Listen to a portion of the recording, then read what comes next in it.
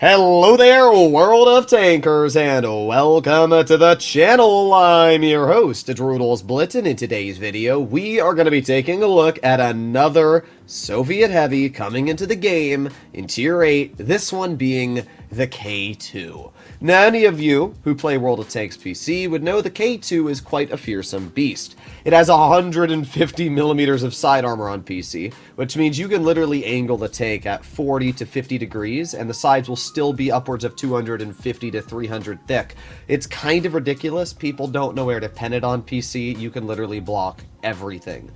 However, that is not the case in Blitz. This vehicle's side armor in Blitz is a more normal 100 millimeters. That's still a lot, but it's obviously quite a bit less than what it is on PC. In today's video, I'll be letting you know everything you're going to want to about the Soviet Heavy. If there's other vehicles that are better, comparable, worse, well, let's get into it.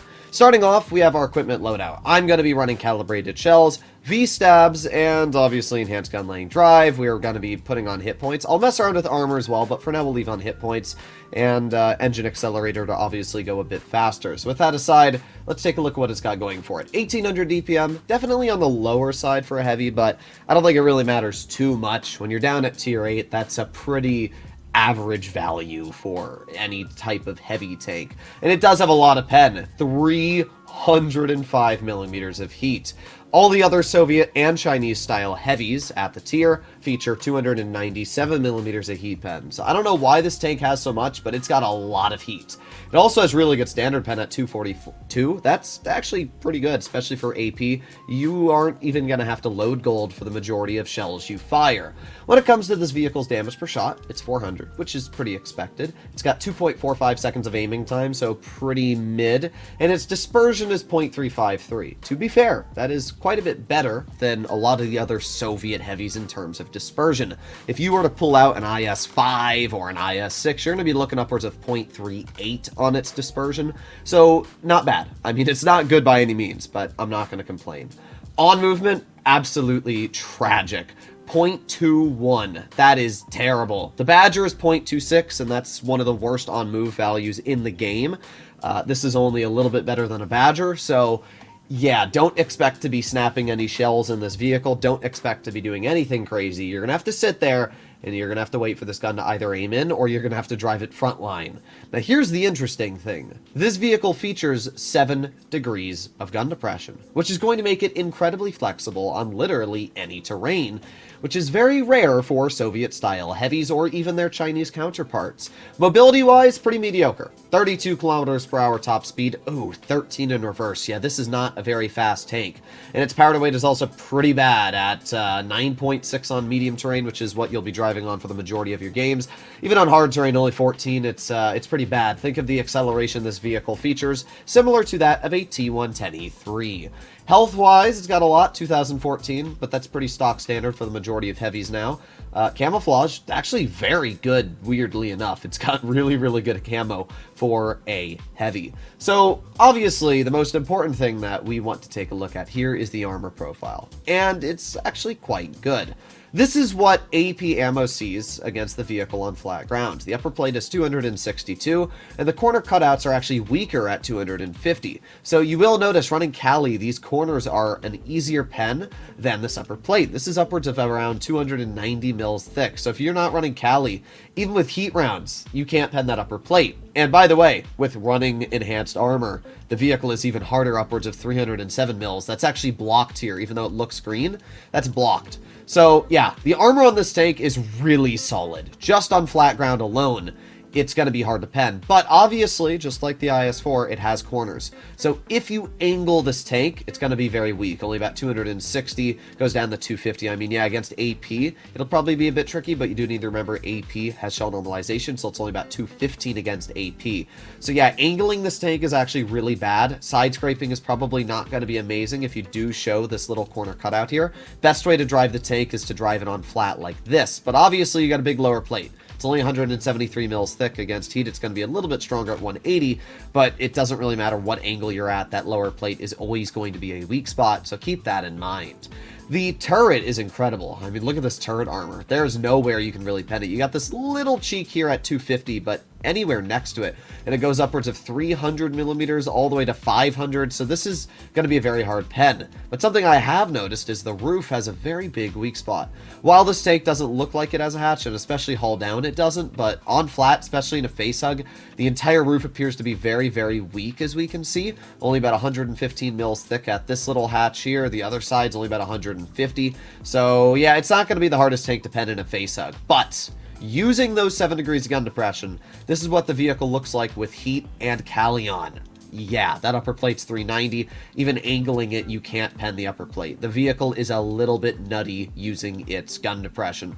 And the side armor is also quite strong. Look at that side armor.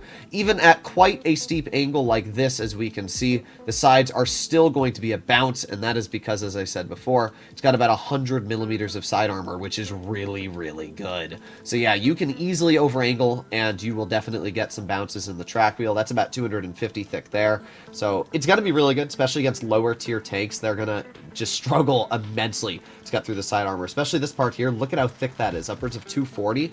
It's really, really strong. The rear of the tank is actually pretty good as well, 92 to 100 mils thick. Even the turret's 90, so essentially you're not able to HE this vehicle anywhere. You'll also notice that this tank looks almost identical to an IS-4 on the rear. It's basically an IS-4 just brought down the tier 8. The tank looks it looks really strong. I mean, the best vehicle to compare it to would be the WZU-112-2. This is a Tier 8 Chinese premium heavy tank. It's a vehicle that's been in the game for like 4 or 5 years now, and kind of defeats the purpose of the K2, if I'm going to be completely honest. It's got the same on-movement dispersion, sure, worse base dispersion. However, I don't think that matters all too much when you realize that, again, these are going to be front-line style vehicles. Really, the big downside you have on this tank is that you don't have 7 degrees of gun depression, and instead you have 6. But you are way faster, going 42 instead of 30, and your reverse speed is 20 instead of 13. Just the reverse speed alone makes this tank, in my eyes, much more enjoyable and flexible in the majority of situations you play. And, yeah, the armor department, I'd say, is quite a bit stronger than the K2's. The upper plate of this vehicle, when putting on enhanced armor, is 280 mils thick against AP. And if you load gold, it's upwards of 290. That is pretty dang impressive. That's on flat ground. If you're using this vehicle just with 6 degrees of gun depression, the upper plate's 322. And unlike the K2, you can actually angle this tank. So if you angle it properly, that upper plate's upwards of 330. If you're using gun depression, 370.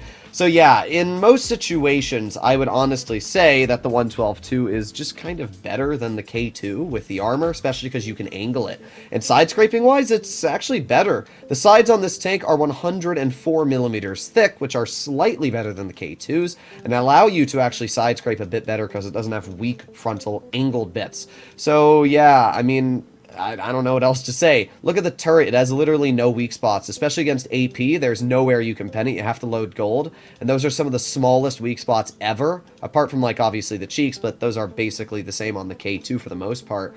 So yeah, personally, I would say that the 112 is just kind of better than the K2. It's more mobile. It's got basically the exact same gun, just with better armor, and, you know, just more effective side scraping capabilities. And the lower plate of the 112 is also really strong. It's 190 mils thick against AP, which means that basically you're going to struggle to pen this thing with any tier 7s. If you angle it properly, that lower plate's upwards of 230.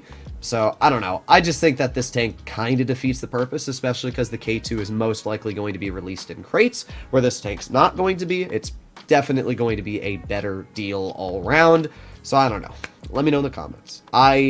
As I said, think that the K2 is alright. I think it's fairly well balanced in the current state. However, I would like to see Wargaming give it a bit more mobility, maybe a bit better reverse speed. I think if they did those two things, it would be a much more enjoyable tank, and it would be properly good. Hopefully you enjoyed today's video. If you'd like to see more like it, you know what to do, and I'll see you in the next one. Bye-bye.